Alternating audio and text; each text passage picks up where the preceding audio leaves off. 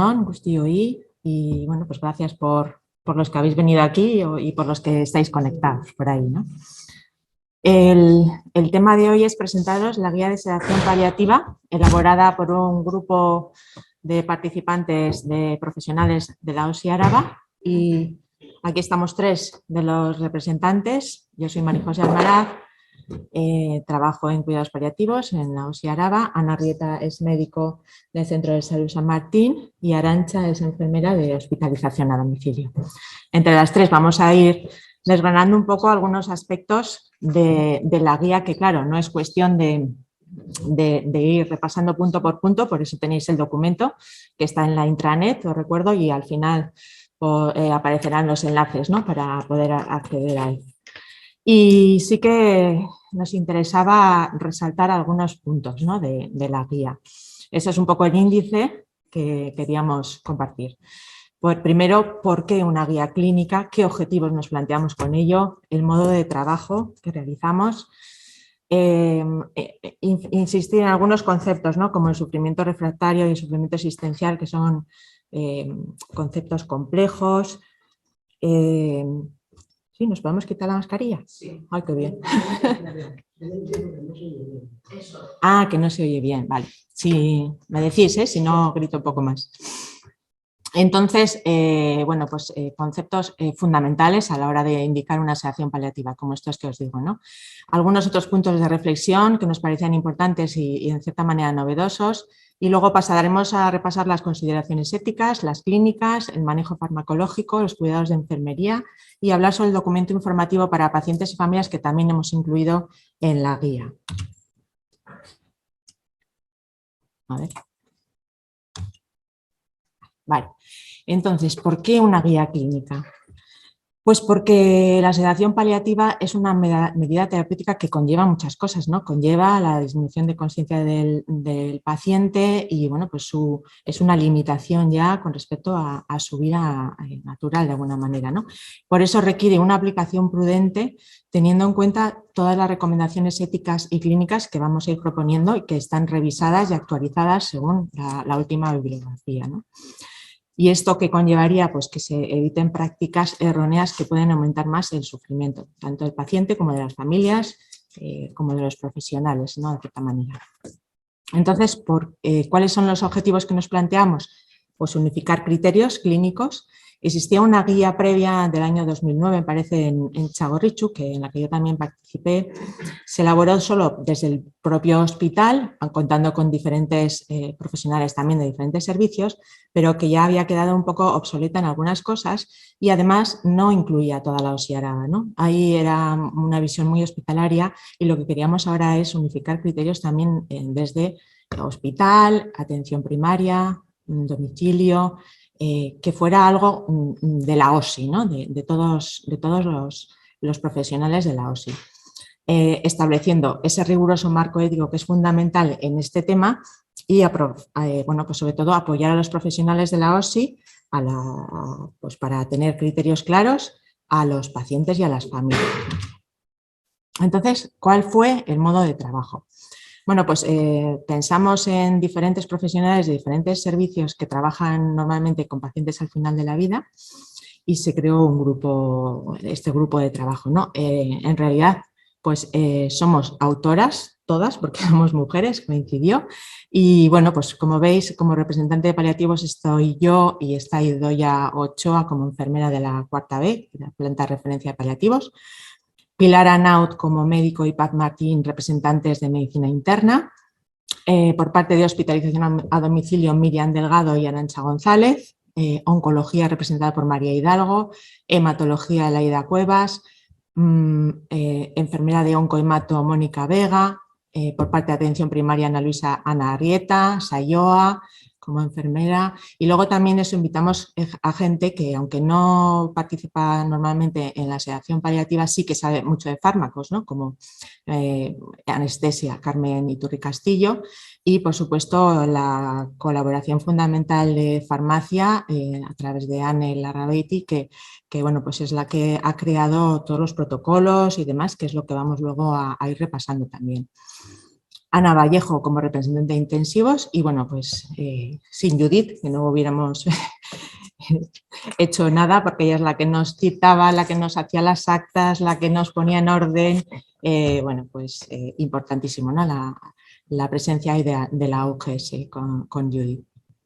Entonces, partiendo de la guía que ya existía, como os decía, se distribuyó el trabajo, bueno, pues en grupitos de 3 o 4 personas, nos asignábamos diferentes temas, repasábamos la bibliografía, las guías existentes sobre el tema y después nos reuníamos más o menos mensualmente, poníamos en común lo que se había ido trabajando y bueno, acordábamos entre todos el consenso de qué podíamos poner en el documento. Más o menos hemos estado un año trabajando.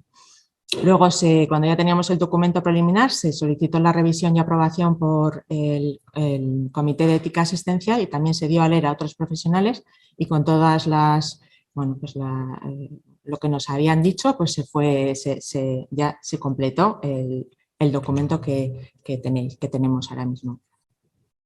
Entonces, bueno, pues algunos conceptos importantes, que no vamos a hablar de qué es la enfermedad terminal, porque creo que ya es algo suficientemente conocido, qué es la sedación paliativa, pues también en general se entiende, pero pues hay unos conceptos como esto de sufrimiento refractario y sufrimiento existencial que a veces hay que, bueno, insistir un poco o profundizar en ellos, ¿no? Este concepto de sufrimiento refractario es de alguna manera novedoso, lo plantea un grupo de trabajo europeo sobre sedación que, bueno, pues que está investigando mucho más sobre este tema y es un concepto un poco más global, ¿no? Que habla de condición. Se define como condición intolerable que no puede ser aliviada por un equipo con experiencia en cuidados paliativos y en el que influyen diferentes factores, ¿no?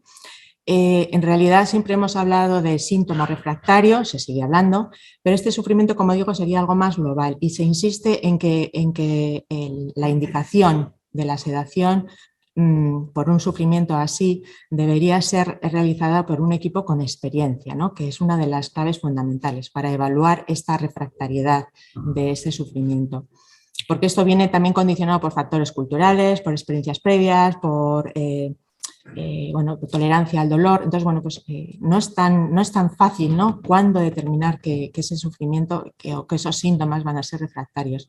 Y dentro de esto hay una parte que también bueno, crea dudas y es difícil, ¿no? El pensar en la indicación de una sedación únicamente por sufrimiento existencial. Porque, bueno, veis que se puede manifestar el sufrimiento existencial, también sabemos, ¿no? Como pérdida de sentido, miedo a la muerte, desesperanza, sentirse una carga, pero estos son sentimientos que a lo largo del proceso de enfermar pues van estando ahí, ¿no? Entonces son también pues dinámicos y si antes era necesario la experiencia en cuidados paliativos, aquí es mucho más, ¿no? Importante el que haya profesionales que puedan valorar desde el punto de vista psicosocial, desde el punto de vista espiritual, que intervenga también la familia, los cuidadores, ¿no? Porque esto es mucho más difícil de evaluar, pero bueno, pues nos jugamos mucho, ¿no? Y no puede ser un cajón ¿cómo se dice? Cajón desastre, ¿no? En el que puedan caer indicaciones que en realidad no deberían de estar ahí, ¿no?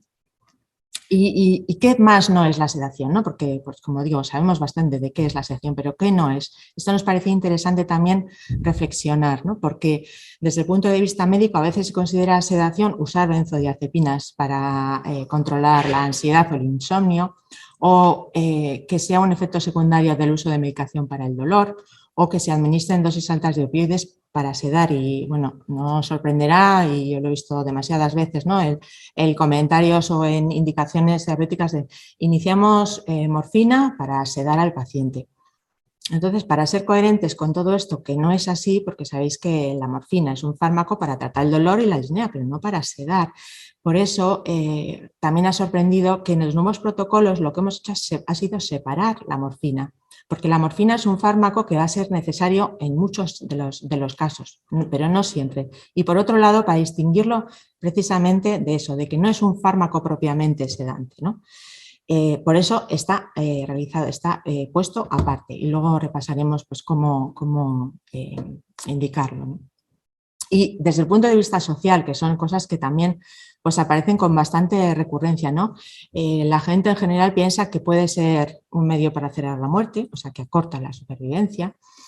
que puede ser el deseo del paciente pues, para no morir conscientemente, aunque no haya síntomas refractarios. Esto será otra cosa y habrá que trabajarlo de otra manera, pero no es una indicación de sedación, ¿no? Esto también creo que tiene que quedar claro. Y tampoco es un modo de aliviar el dolor o la angustia de familiares o de cuidadores, que es otra de los escenarios en los que a veces aparece, ¿no? este tema. La sedación se indicará por el médico responsable, por el equipo responsable, cuando haya ese sufrimiento refractario que hemos comentado, pero aunque tengamos en cuenta esa angustia, ese dolor de los familiares, etcétera, esto no es un criterio suficiente para plantear una sedación. Repasamos un poco también las consideraciones éticas. Ya hemos hablado del sufrimiento del síntoma refractario. Dejar en la historia clínica es muy importante, ¿no? ¿Por qué estamos indicando esto? ¿Qué tratamientos no han funcionado? ¿Qué fármacos vamos a utilizar y a qué dosis? Porque esta es otra de las premisas, ¿no? Para hacer las cosas bien, los fármacos deberían ser a las dosis mínimas necesarias y el nivel de conciencia debería ser también proporcionado a la necesidad de alivio del sufrimiento. Hay personas que tienen que estar completamente sedadas, pero otras personas pueden estar en un nivel de sedación intermedio en el que todavía puedan responder a pequeños estímulos, estar, oír. Bueno, pues esta es la situación. Fijaros que también hablamos de expectativa de vida de horas o días, no estamos planteando sedaciones pues, meses antes de un fallecimiento, ¿no? La evaluación ha de ser multidisciplinar, la toma de decisiones compartidas, esto ya lo sabemos, y el consentimiento, que es otra de las preguntas que a veces surgen, ¿no? O dudas. El consentimiento verbal es suficiente, no hace falta un consentimiento escrito.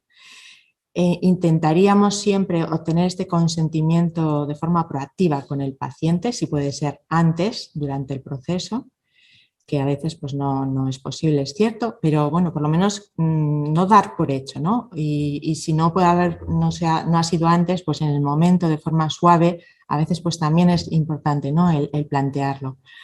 En el paciente no capaz, pues está claro que es un consentimiento delegado. En caso de urgencia prima el mayor beneficio para el paciente y si hay desacuerdos, pues hay que buscar ayuda, ¿no? En otros miembros del equipo o consultar al comité de ética asistencial.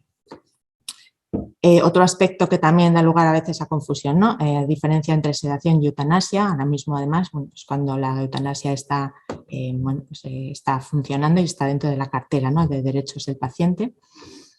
En cuanto a la intencionalidad, pues la sedación paliativa, hemos dicho que la intención es aliviar el sufrimiento y la eutanasia es provocar la muerte para aliviar este también sufrimiento. La iniciativa por parte de la sedación es del equipo médico que atiende al paciente y en el caso de la eutanasia es el propio paciente el que por iniciativa pues es el que plantea y solicita, ¿no? En cuanto al proceso, en la sedación es la prescripción de fármacos ajustados a las necesidades de ese paciente y en la eutanasia también hay una prescripción de fármacos, pero ya con otro planteamiento, ¿no? A dosis letales para garantizar una muerte rápida. El resultado en la sedación lo que se plantea es alivio del sufrimiento y en la eutanasia pues es la muerte, ¿no? El fallecimiento para liberar ese sufrimiento. En cuanto a la indicación, bueno, pues no nos cansaremos de repetir, ¿no? Que la indicación parte del facultativo responsable, entonces no parte de la familia, no parte de los cuidadores, es la persona, el equipo que lleva a ese paciente el que en ese contexto de sufrimiento refractario y en una enfermedad muy avanzada, pues es cuando se plantea esta situación. Por eso tampoco sería bueno que se planteara desde un servicio de urgencias o desde un servicio de emergencias. Nosotros tenemos sustos y disgustos porque a veces, bueno, pues cuando vuelves el lunes de un fin de semana, te encuentras pacientes que han valorado en el domicilio o incluso ni han llegado a valorar y de forma telefónica el equipo de emergencias y que inicia sedaciones sin criterio y que muchas veces hay que volver a desmontar porque no están indicadas y de hecho pues cuando se desmontan puede vivir ese paciente después durante más tiempo, ¿no? Entonces da miedo a veces el que se planteen esas situaciones, ¿no? Y si hay dudas, pues estamos desde paliativos pues dispuestísimos a echar una mano, a ayudar, a decidir en lo que sea, ¿no? Y luego otro de los temas también a veces candentes es la sedación como derecho. ¿El paciente tiene derecho a una sedación? Pues el paciente tiene derecho a una atención de calidad y dentro de esa atención de calidad se incluye la sedación, pero es necesario que haya una indicación, ¿no? Porque sería un error considerar que el paciente puede solicitarlo en cualquier momento y en cualquier situación si no hay una indicación establecida. En cuanto a la nutrición e hidratación, bueno, pues no hay evidencia desde luego que justifique la nutrición, está claro, y la hidratación parenteral tampoco, pero bueno, pues hay situaciones que familias, ¿no? Bueno, que por respetar sus deseos o por respetar determinadas circunstancias se tiende a individualizar. Y tampoco la indicación sería que disminuya la sed o la boca seca, porque ahí unos buenos cuidados de la boca serían un sustituto claro, ¿no? En cuanto al impacto en la supervivencia, pues también es algo, como decíamos, ¿no? Que hay gente que cree que acorta la supervivencia. En los estudios que hay al respecto, desde luego, se concluye que la sedación paliativa no acorta la supervivencia. Pasaríamos ahora a las consideraciones clínicas y el procedimiento de actuación. ¿Me lo contará Ana?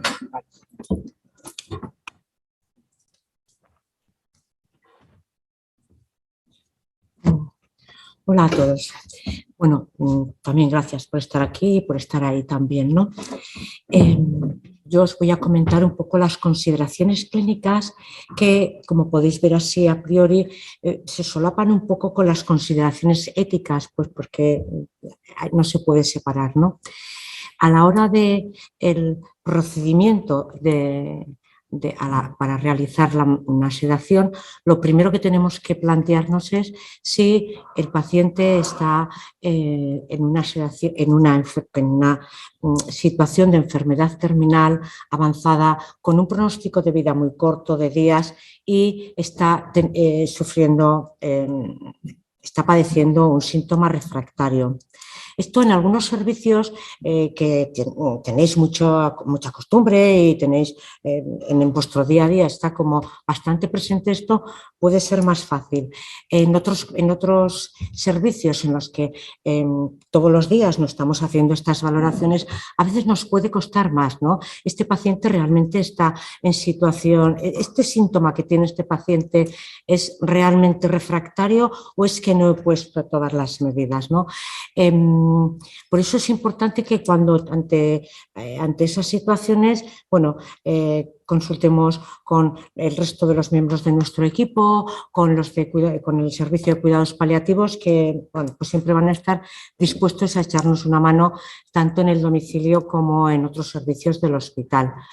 Los síntomas refractarios más frecuentes, según dicen aquí aparecen en la literatura y por las experiencias, son la disnea, el delirium, el dolor, el sufrimiento existencial, la hemorragia y otros, ¿no?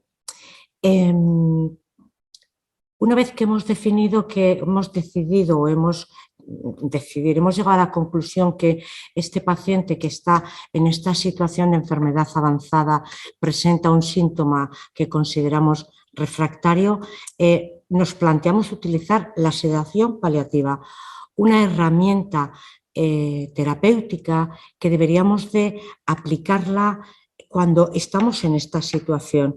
Y hay veces que nos adelantamos y la aplicamos, como decía María José, antes de lo que toca, por decirlo de alguna manera, y otras veces que por miedo, pues también la retrasamos. Y tanto el hacerlo antes como hacerlo después, bueno, pues podríamos considerar que no está dentro de la buena práctica médica, ¿no? Una vez que ya hemos visto cuál es el síntoma, que hemos revisado los tratamientos previos que hemos puesto, que no han funcionado, que hemos comentado con otros compañeros, otros servicios y hemos llegado a esta conclusión, lo primero que tenemos que hacer es comentarle al paciente, comentarle entre comillas al paciente que vamos a aplicar esta medida, ¿no? Esto, como haríamos con cualquier otra herramienta que vamos a aplicar al paciente, y pediríamos el consentimiento del paciente. pero con respecto a otras medidas, a otras herramientas, estamos en una situación un tanto no, muy especial. Estamos en los últimos días y realmente pues esto conlleva una dificultad añadida a la hora de pedir el consentimiento. Es por lo que, de alguna manera, se plantea que no es necesario un consentimiento informado, sellado, firmado, como se hace con otras herramientas, con otras pautas. Y hay una cosa que es importante en esta situación, ¿no? Estamos ante un paciente con una enfermedad terminal, en la última fase, que está presentando un síntoma al que le hemos ido aplicando cosas que no han respondido, de una forma a las que no ha respondido, o sea, ante un síntoma refractario. O sea que esto muy pocas veces va a ser una urgencia vital.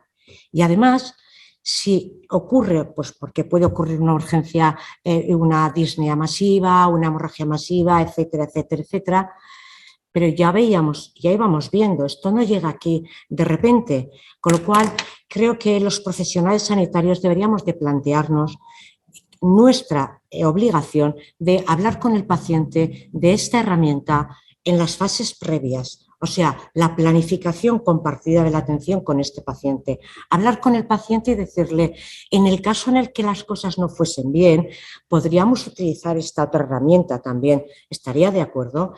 Bueno, que esto si lo concretásemos en un documento de voluntades anticipadas registrado, pues todo el mundo lo conocería, pero en el caso de que no haya sido posible o que no se haya llegado hasta ello, si hemos hablado con el paciente, hemos planteado este tema, podemos registrarlo en la historia, en un sitio visible para que cualquier compañero o compañera que tenga que afrontar este momento, pues pueda acceder a él y saber que, bueno, con este paciente ya se ha hablado de este tema, está de acuerdo o lo rechaza o como sea. Y bueno, pues igual en ese momento lo único que hay que hacer al paciente es comentarle, bueno, aquello que comentamos vamos a utilizarlo porque te veo que estás sufriendo mucho, te veo que esto no va bien y igual vamos a empezar con esta herramienta, ¿no?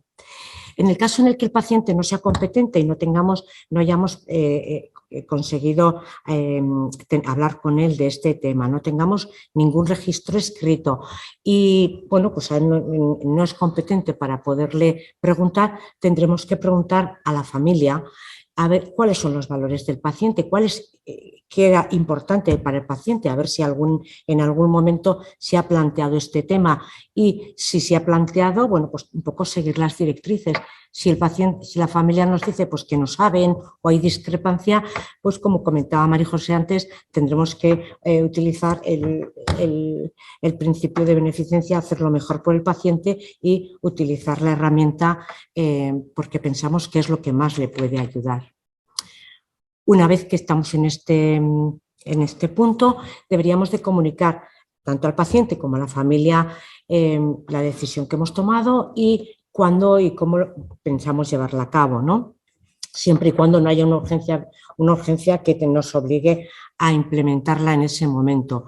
Y, bueno, un poco para que la familia pueda juntarse, pueda despedirse, bueno, pues puedan hacer las cosas como de una manera humana, ¿no? Esto con respecto a la familia y nosotros como profesionales debemos de plantearnos también que llegado este momento hay muchas cosas que tenemos que quitar del medio, medicaciones que ya no van a servir, por ejemplo antibióticos, insulina, anticoagulantes, etcétera, etcétera, etcétera, que ya en este momento no van a tener sentido. Además de los medicamentos va a haber también otras estrategias que estamos utilizando y que ya no tienen sentido, como puede ser una sonda nasogástrica, una alimentación enteral parenteral, una vía, bueno, pues todas estas cosas ya las vamos retirando de manera que dejamos el paciente con los mínimos imprescindibles. y a partir de aquí también haremos la prescripción de los medicamentos, de los cuales ya comentaremos luego, que van a producir la sedación, ¿no? Los medicamentos que vamos a utilizar deben de ser un poco utilizando la dosis mínima eficaz para conseguir el objetivo que queremos. Vamos a intentar, partimos de, hay una persona que está sufriendo un síntoma que no podemos controlar de ninguna otra manera y lo que vamos a hacer es bajar el nivel de conciencia para que no tenga ese sufrimiento, no viva ese sufrimiento. Esto puede en cada persona, en función de su historia, de sus valores, de sus hábitos previos, de su historia de medicamentos, etcétera, etcétera, va a tener diferentes necesidades, con lo cual las dosis de medicación, aunque luego están así como en una tabla y están como puestas, ¿no? Vamos a tener que ir mirando al paciente más que a las tablas para ir viendo qué nivel de sedación queremos conseguir, dónde conseguimos que el paciente deje de tener percepción de ese sufrimiento y bueno, pues ahí será el nivel en el que queramos, en el que mantengamos al paciente. Bueno, una vez que ya hemos aplicado los fármacos y ya hemos conseguido ese nivel, obviamente para conseguir ese nivel tenemos que estar encima del paciente, o sea, no tiene sentido el hacer una indicación, una prescripción como amoxicilina cada 8 y ya me voy a otro sitio, porque de alguna manera el ajuste de la dosis y de la sedación la vamos a tener que hacer a pie de cama y graduando poco a poco cómo va el tema, ¿no? Una vez que ponemos ya toda esta medicación, o una vez o conjunto con ello, ¿no? Porque es un poco, habrá que adaptar también el nuevo plan de cuidados al paciente de una forma diferente a lo que teníamos antes. Y además de adaptarlo a esta nueva situación, tendremos que ir también monitorizando en cada momento qué va ocurriendo, cómo van cambiando las cosas, qué necesidades pueden ir surgiendo o cuáles pueden ir desapareciendo. Y todo esto es importantísimo que esté registrado en la historia clínica. Es importante saber, las sedaciones que se produzcan, por qué se han producido, cuál ha sido el efecto, cuáles han sido los pasos que hemos dado. En la guía, al final, hay un pequeño checklist para los que no hacemos todos los días esto, que tenemos menos hábito, para que nos pueda recordar, para que podamos ir mirando todos estos pasos, ¿no? A ver, qué es lo que tengo que hacer, qué es lo que no tengo que hacer, ¿no? La idea es que nos pueda ayudar en eso. Bueno, los fármacos. Los fármacos que necesitamos en una sedación son fármacos que tengan una actuación rápida, que sean fáciles de conseguir y administrar, y como la gran estrella va a ser el midazolam. Utilizamos para esto, para ver un poco los niveles de sedación, lo que llamamos la escalera de la sedación, y nos apoyamos también en el nivel en los niveles de sedación del RASPAR, una escala que también viene como anexo en la guía, ¿no? Que nos va diciendo, bueno, pues estamos en este nivel y cómo está el paciente.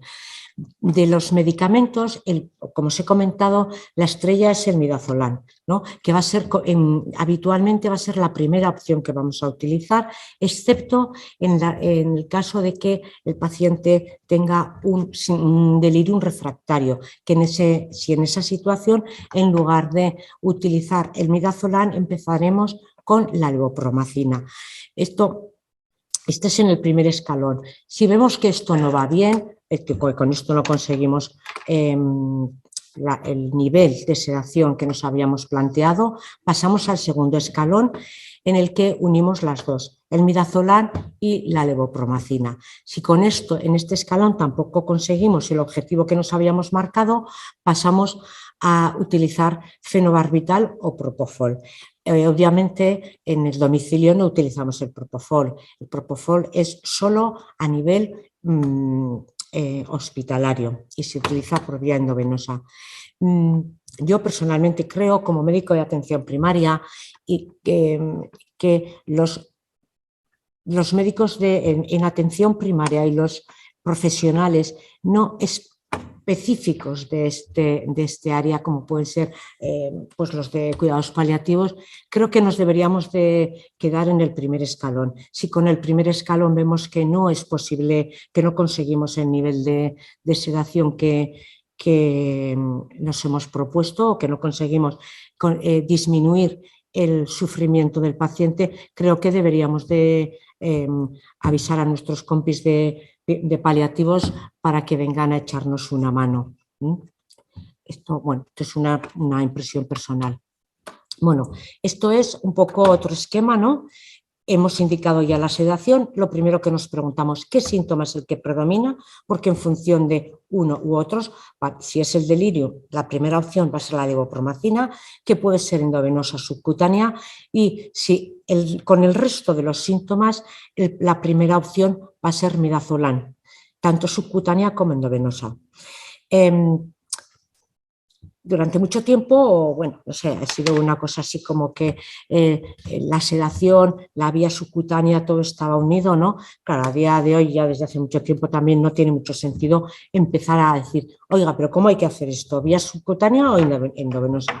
Pues en el domicilio, como no solemos tener vías endovenosas puestas, pues utilizamos directamente la subcutánea. Habitualmente, como en el hospital suele haber una vía endovenosa puesta, pues no vamos a intentar montarnos otro chiringuito aparte, pues ya utilizamos las vías que tengamos puestas, ¿no? También estará en función de cómo estén esas vías y todas estas cosas, ¿no? Sabiendo que sí que va a haber algunos medicamentos, el propofol en concreto, que si se necesita utilizar, va a tener que ser vía endovenosa. Vale.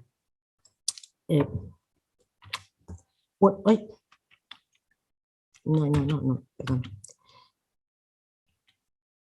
Bueno, estos son los fármacos para la sedación, los 4 que hemos puesto ahí, ¿no?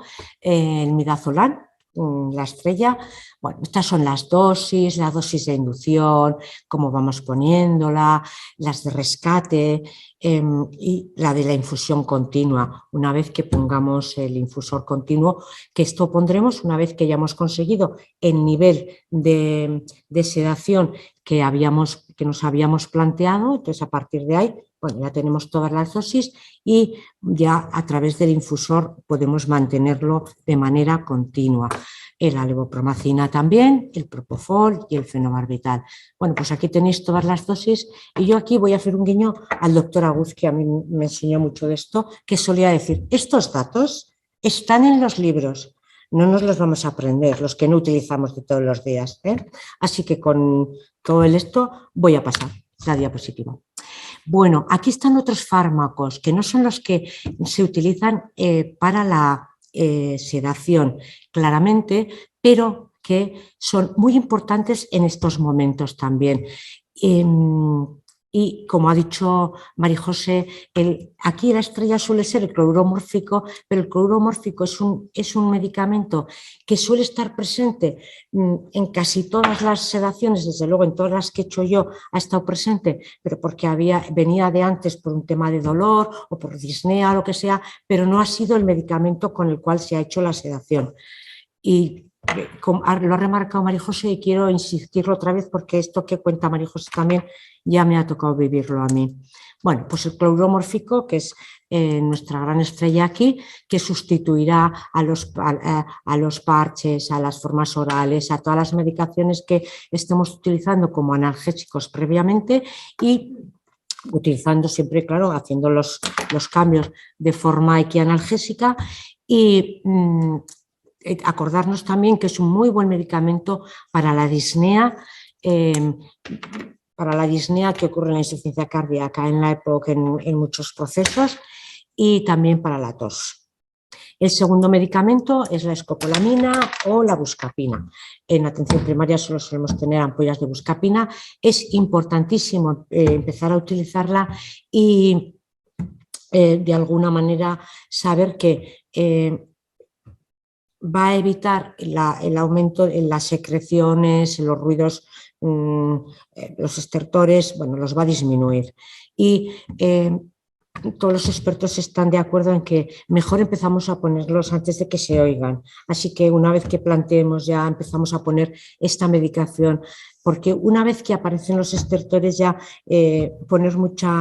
suele ser mucho más difícil controlarlos o que dejen que no se oigan. Y ya sabéis que los estertores en principio suele ser un síntoma que suele ser muy doloroso, sobre todo para la familia, ¿no? Todos hemos escuchado, bueno, o sea, ya hacía unos ruidos y no le ponían nada para los ruidos. Y bueno, cuando ya llevábamos ya, ¿no? Bueno, otro gran roquero es el haloperidol, ¿no? Que se utiliza como antiemético y también para el delirium no refractario, puede servirnos al inicio, no se puede mezclar con la levopromacina. Y luego el tema de los antipiréticos, la fiebre. Importante saber que estábamos en una situación en la que íbamos a poner tratamiento a todo aquello que estaba produciendo sufrimiento o malestar al paciente. Así que más que tenemos que mirar el termómetro, obviamente, pero vamos a mirar más al paciente. Vamos a mirar más al paciente y vamos a ver si esos 38 que se miden está produciéndole algún malestar o no, porque si está con 38 y vemos que el paciente está tranquilo y la familia nos dice que está tranquila, pues vamos a dejarnos de enredar más, vamos a dejarla ahí tranquilito, ¿no? Si por otro lado vemos que de alguna manera eso está produciendo un disconfort, no sabemos qué le pasa, pues tiene 38, bueno, pues vamos a intentar bajárselo. Como por la vía subcutánea solo podemos utilizar el desquetoprofeno, ni el paracetamol ni el metamizol, estos se pueden utilizar por la vía endovenosa, pero insisto con respecto a la fiebre con el tema del malestar. Bueno, esto es específico para atención primaria. ¿Cómo conseguimos estos materiales? Porque, bueno, todos los que trabajamos en atención primaria ya sabemos que a veces, vale, ya me he repasado bien la guía, ya me sé, ya estoy aquí y ahora, ¿cómo consigo las cosas, no? Bueno, en los centros de atención primaria, en principio, podemos disponer, si hacemos la petición, de un pequeño stock de midazolam, cloruro mórfico, buscapina, levopromacina. El midazolam, el cloruro mórfico y la buscapina en pequeño stock para poder iniciar y empezar con esto, se puede conseguir a través de la petición de Escavide, que en los centros de salud, en los auxiliares de clínica son los que manejan esto habitualmente y saben perfectamente que en lo que se puede pedir está ahí. La levopromacina tenemos que pedirla directamente a través de del farmacéutico de la OSI Araba a farmacia hospitalaria para que nos manden 1 o 2 ampollas que pudiésemos tener. Esto con respecto a la medicación. Además del stock, tenemos que saber que a través de Escavide nos pueden proporcionar estas medicaciones en 24 horas. Así que, como no, afortunadamente, no hacemos sedaciones todos los días y unas cuantas, pues con tener un pequeño stock yo creo que puede ser suficiente, porque tenemos asegurado a través de Escavide que nos proporcionen la medicación. Lo mismo la medicación como los sistemas de infusión continua. Yo creo, estos 2 infusores de un día ha sido una decisión mía personal. Yo creo que en los centros de salud, teniendo 2 infusores de un día, puede ser suficiente en stock. Asegurarnos que siempre vamos a tener 2 infusores, porque existen infusores de 1, 2 o 5 días y a través de Escavide, insisto, podemos conseguirlos en 24 horas, con lo cual los infusores caducan y son caros. Tener un almacén en cada centro de salud no tiene sentido, ni es eficiente, ni es nada. Yo creo que teniendo 2 nos puede ser más que suficiente. Teniendo en cuenta además que, como he comentado antes, si vamos a empezar una sedación, vamos a empezar paulatinamente, poco a poco, hasta ver qué es lo que, con qué cantidad de medicación vamos a mantener esa sedación con el nivel de sedación que nos hemos planteado, pues al principio tenemos que ir haciéndolo por bolos y por, bueno, pues como se suele hacer en la atención primaria, vas haciendo poco a poco. Cuando el paciente ya está en ese nivel de sedación, dices tú, bueno, ya haces las cuentas y ya cargas el infusor y ya lo mantienes hasta el día siguiente, que habrá que ir viendo con las dosis de rescate que ha pasado y todas estas cosas. Y al día siguiente, bueno, pues puedes modificarlo y para el día siguiente ya tienes toda la medicación y los otros infusores. Decir que efectivamente tenemos un pequeño stock de estas medicaciones, podemos tener si lo pedimos, pero realmente el grueso del cloruro mórfico y la buscapina lo solemos hacer mediante prescripción. La familia lo compra y lo vamos cargando allí. Y los fines de semana, a través de Aringarri, las enfermeras del PAC de Aringarri también suelen mantener, si dejamos las instrucciones y hacemos las cosas, les avisamos y como hacen otro tipo de cuidados, van y ponen un nuevo infusor, hacen una valoración y van haciendo los controles pertinentes. Vale, yo creo que esto, vale. Vale, ahora los vale. Repasamos rápidamente los protocolos hospitalarios, que además nos han transmitido que ha habido alguna incidencia, alguna duda con respecto a sobre todo lo que decíamos de la morfina, ¿no? Entonces, bueno, insistir, para pautar los protocolos siempre hay que partir de la P de protocolo, porque si partimos de abajo, de la medicación habitual, ¿no? Que si ponemos midazolam ahí, te van a aparecer también los protocolos, pero no van a aparecer las observaciones que están asociadas a ese protocolo, ¿no? Que eso es muy importante porque eso son pues las orientaciones que recibe enfermería a la hora de ajustar ese tratamiento y de monitorizar la respuesta, ¿no? Entonces, siempre partir de ahí, de protocolo. Partimos del protocolo y ahí tenemos que poner en la descripción SED de sedación y es cuando nos aparecen todos los protocolos. Hemos consensuado con farmacia y demás 3 protocolos de vía venosa y 3 protocolos de vía subcutánea, que incluyen un poco, como decía Ana, ¿no? Pues los diferentes fármacos, los escalones, como si dijéramos. Uno va a ser solo de midazolam, otro va a ser de midazolam más levomepromacina y otro solo de levomepromacina, ¿no? O sea, van a ser un poco esos 3 tipos de protocolo. Hemos querido unificar tanto en Chago como en Santiago y en todos los servicios hospitalarios, que era uno de los objetivos, ¿no? Que nos habíamos planteado. Entonces, estamos manteniendo todavía los protocolos antiguos, pero en principio, pues en un tiempo prudencial, cuando ya se haya un poco hecho, ¿no?, experiencia con la gente, pues se retirarán y quedarán estos que os proponemos ahora. Entonces, bueno, una vez que hemos escogido el protocolo que queremos, en este caso, por ejemplo, sedación endovenosa con midazolam, le damos a la flechita esta de abajo para que se nos quede en el tratamiento. Entonces quedaría así, ¿no? Por una parte está el midazolam con la escopolamina, como veréis, y por otra parte está la morfina y por otra parte el nolotil. Aquí no se ve, no sé por qué en la pantalla, pero estos están...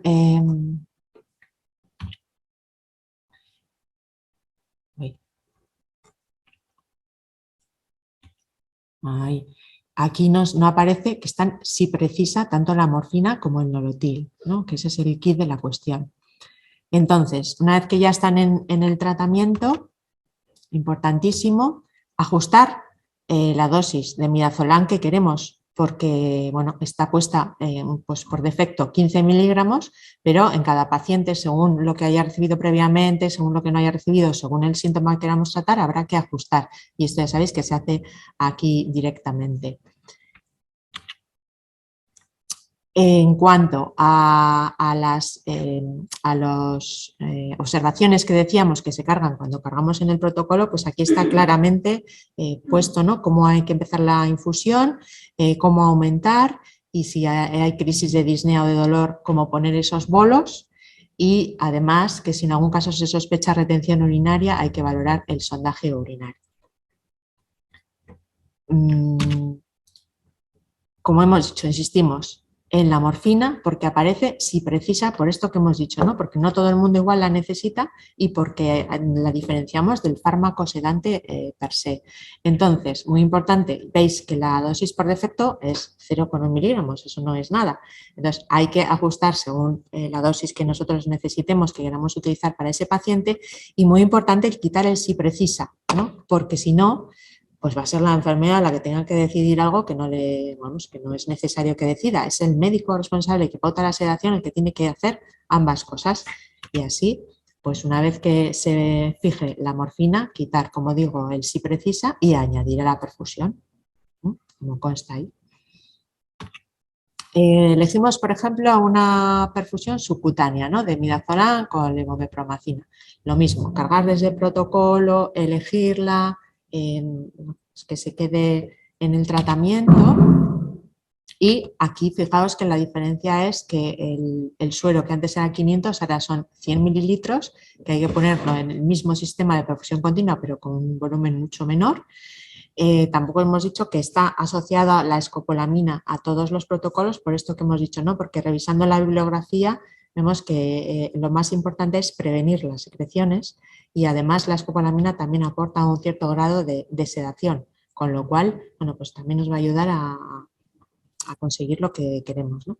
Y una vez más, la morfina, ¿no? Hay tener en cuenta que hay que dosificarla y hay que ajustarla bien. En este caso, pues también son las observaciones y las indicaciones, sobre todo de cara a enfermería, en cuanto a qué dosis utilizar o no, ¿no? Y lo mismo, aquí la perfusión es mucho menor, el volumen, perdón, es mucho menor, 4 mililitros hora y aumentar de 1 en 1 con pequeños bolos, si crisis de disnea, de 1 mililitro y después, bueno, pues ir ajustando lo mismo. Si sospecha de retención urinaria por el tema de la escopolamina, que como sabéis que como anticolinérgico, pues puede favorecer la retención de orina.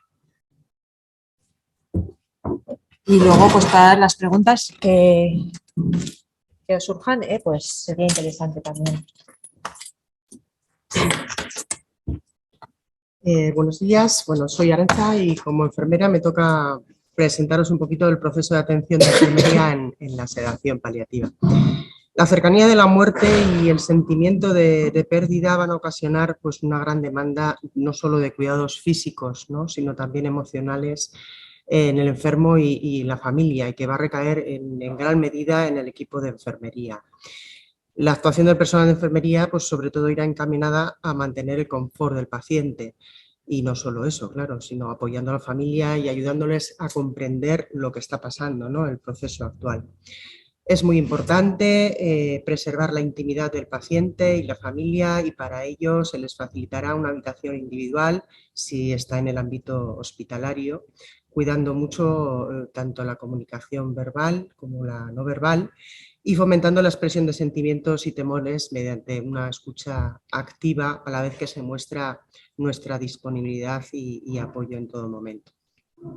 En el ámbito domiciliario, pues evidentemente también se darán las recomendaciones oportunas, individualizando cada caso para adecuar el espacio a las necesidades que se van a presentar en esta fase. Como cuidados de enfermería importantes, pues valorar los signos de disconfort, ¿no? Que en definitiva es el objetivo de la sedación, ¿no? Valorar el confort del paciente en todo momento. Nos podemos ayudar de la escala Raspal a la hora de valorar el grado de sedación. Como veis, bueno, también está en la guía, lo podéis encontrar en la guía, y tenemos pues desde -5 puntos hasta 4 puntos. Y cuanto el punto es más positivo, pues menos sedado está el paciente, ¿no? Y bueno, también tendremos que saber cuál es el objetivo de la sedación, que igual el objetivo de la sedación no es una sedación muy profunda. Tendremos que adecuarlo en cada caso y dependiendo del objetivo que tengamos.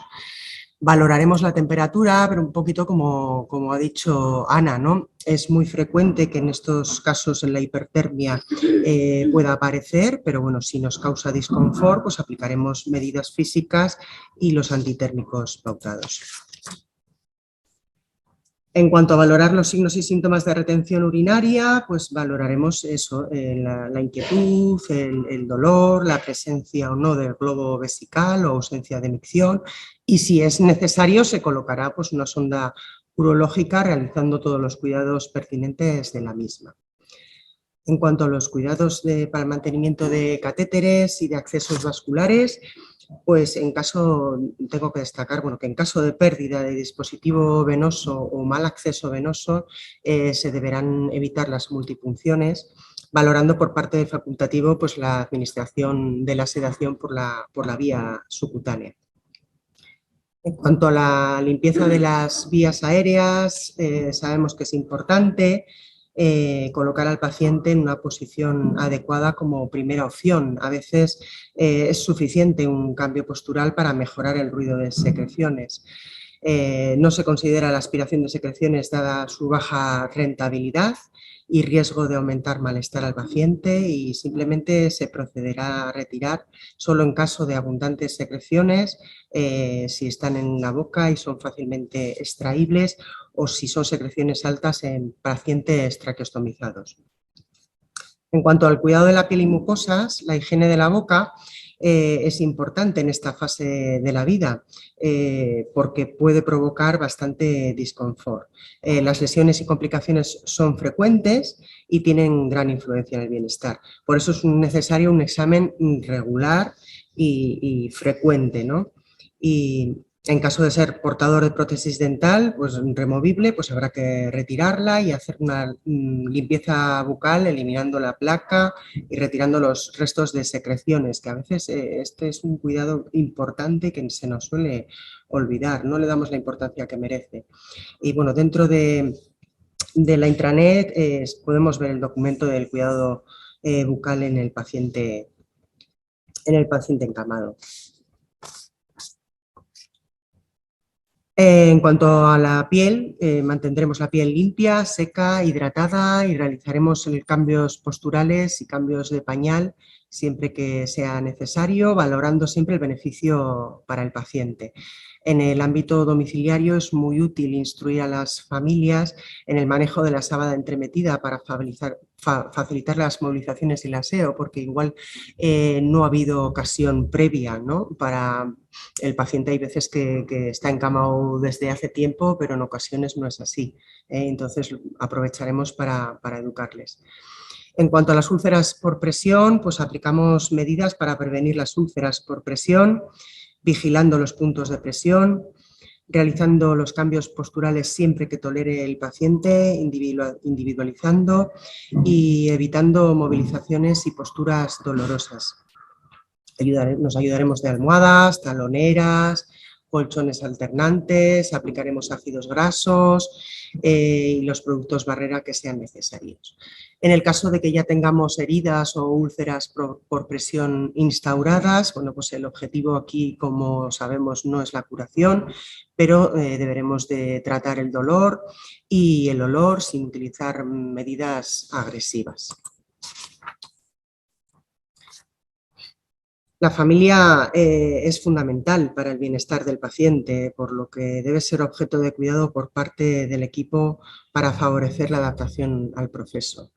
Es importante preguntar sobre las preferencias del paciente, que igual en este momento ya no podemos hablar con él, en todos los ámbitos del cuidado, y adecuar el plan terapéutico. Deberemos de proporcionar a la familia y al entorno toda la información necesaria sobre el cuidado, resolviendo todas las dudas que puedan surgir durante este proceso y ofreciendo una disponibilidad total. Fomentaremos la verbalización de sentimientos y miedos y procurando dar una información clara y sencilla. Implicar a la familia como parte activa en todos los cuidados posibles y que deseen realizar para favorecer la adaptación a la situación y a la pérdida posterior es importante. Pequeños cuidados intentando que se sientan útiles y siempre respetando. En el ámbito domiciliario tengo que decir que el paciente y la familia forman una unidad totalmente indivisible en todos los aspectos, más todavía que en el hospital, en el ámbito hospitalario. La familia y los cuidadores pasan a ser las manos y los ojos de los profesionales sanitarios en todo momento, sin los cuales no sería posible cumplir en muchas ocasiones los deseos de muchos pacientes, que es morir en su domicilio. Por lo que no solo debemos formar en cuidados y en valoración de síntomas y en administración de medicación, sino que debemos acompañar, debemos guiar, motivar, atender, no juzgar y aprovechar de este momento para crecer como profesionales y como personas. Ya conocemos todos estas frases y es lo que nos toca en este momento: aliviar, consolar y acompañar.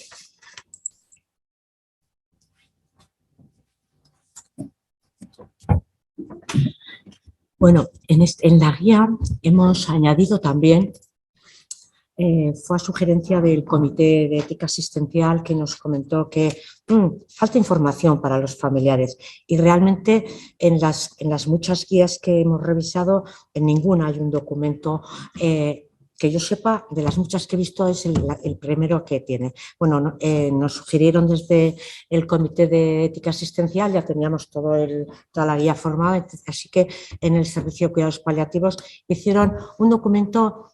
A mí me parece muy bonito. Bueno, personalmente les felicité y os invito a todos a que le echéis una ojeada. Es un documento pequeñito, con dos, 3 páginas, en el cual cuenta, bueno, explica qué es la sedación, cuándo y por qué se indica, quién la indica, y luego pues tiene respuestas a las preguntas más frecuentes que nos suelen hacer, ¿no? ¿Puedo pedir la sedación para mi familia? ¿Hay que pedirle permiso al paciente? ¿Hay que decírselo? ¿Esto va a adelantar la muerte? Oiga, ¿y se volverá a despertar? ¿Nos oye? ¿No nos oye? ¿Puede? Bueno, pues estas cosas, ¿no? Creo que es un documento muy bueno y os invito a que le echéis una ojeada, porque creo que además para poder dárselo a la familia, que es para quien está en teoría hecho, yo creo que nos puede venir muy bien a los profesionales en ese momento en el que podemos empezar a trabajar el tema de decir, si las cosas no van bien, si en algún momento necesitásemos, podríamos utilizar esto. Bueno, pues esto puede ser un documento que nos puede facilitar el plantear ese tema y el investigar, indagar con el paciente qué opina al respecto y qué es lo que... Bueno, pues una herramienta también para nosotros. La guía está aquí puesta, está en salud, apoyo a profesionales, protocolos, guías, documentos de apoyo UA, cuidados paliativos y protocolos. Las hojas informativas en euskera y en castellano están aquí. Esto es desde el hospital, y desde atención primaria está pues, apoyo a profesionales, protocolos, documentos, apoyos a atención primaria, ayuda a consultas y guías. Pues gracias.